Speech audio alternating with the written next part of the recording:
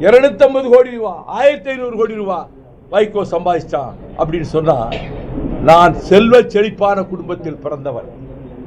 10 கல் தொலைவில் இருந்து பார்த்தால் தெரிகிற அளவுக்கு 3 அடுக்கு மாளிகையை என் பாட்டனார் கட்டி வைத்து ஏராளமான நிலபுலன்கள், நஞ்சை புஞ்சை தோட்டங்கள் இருந்து சங்கரங்கோயிலே கோடிக்கணக்கான மதிப்புள்ள கோயில் வாசல்ல ஒரு தெருவிலிருந்து மறு தெருவுக்கு ஒரு பெரிய வீடு, சங்கரங்கோயில 1.5 ஏக்கர் பூமி, கோடிக்கணக்கான மதிப்புள்ள எல்லாம் வித்துட்ட அரசியலுக்கு வந்து நான் புனிதமான இலக்கை நோக்கி போய்கொண்டே இருக்கிறேன்.